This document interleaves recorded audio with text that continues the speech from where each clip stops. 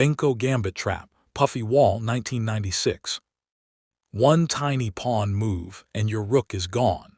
In just 9 moves, black punishes white's inaccuracy and wins a rook.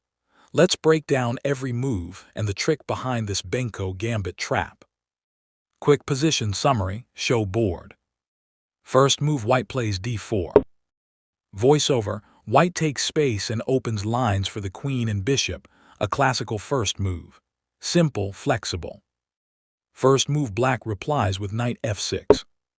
Voiceover, black develops and eyes the central squares, especially e4 and d5. The knight keeps options open. Benko structures often begin with knight f6. Second move, white plays c4. Voiceover, white strikes at the center and challenges d5, typical queen's pawn/Benoni territory. c4 supports the idea of gaining space on the queen side. Second move, black plays c5. Voiceover, black immediately contests the c4 pawn. This is the start of Benko/Benoni ideas. Fight the center from the flank. Third move, white plays d5. Voiceover, white closes the center and grabs space. That also fixes a target on d5 and creates a locked pawn structure. Now play will take shape on the wings. Third move to black replies with b5, the Benko idea.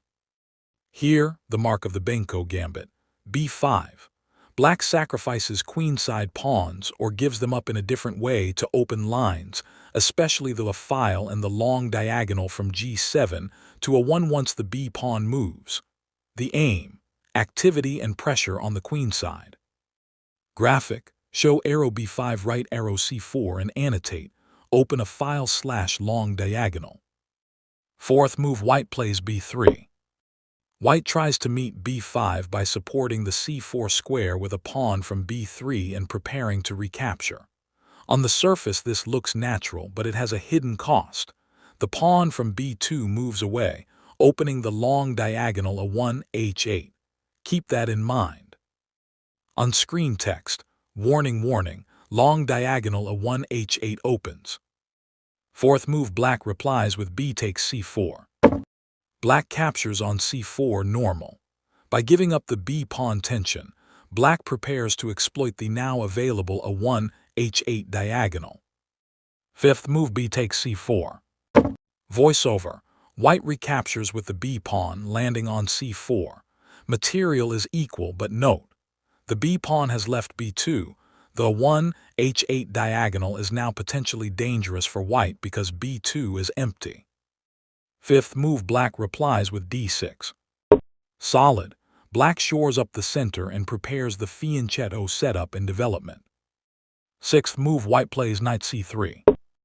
Voiceover, white develops the queen's knight to its natural square, supporting the center and controlling d5 and e4. Important, that knight on c3 is also temporarily blocking the g7 right arrow a1 diagonal. It sits on c3, which is on that diagonal. Sixth move, black replies with g6. Voiceover, black fianchettos, the bishop on g7, will become the key actor on the long diagonal. Seventh move, white plays e4.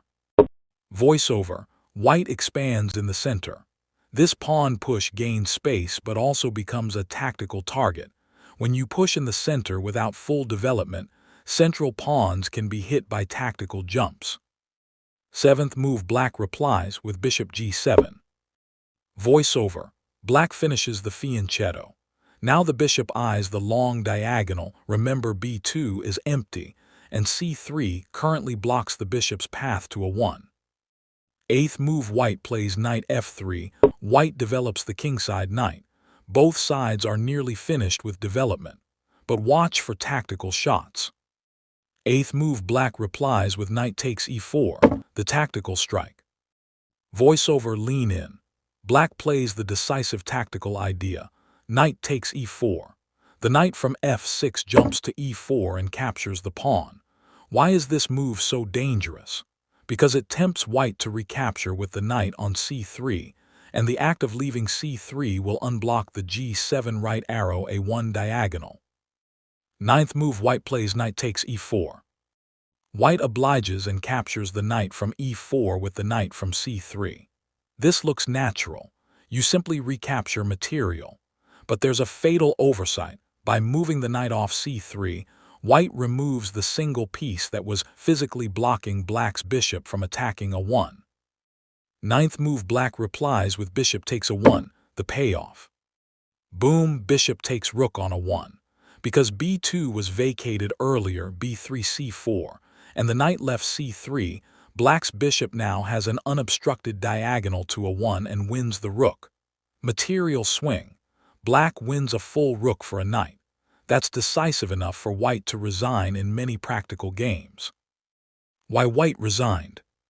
After ninth move, black plays bishop takes a1. White is down a rook for a minor piece early in the opening, while black's pieces are active. No immediate attack compensates for the lost material, the structural weakness caused by moving the b pawn plus the precise knight jump made the tactic possible. Practically, that's enough to resign.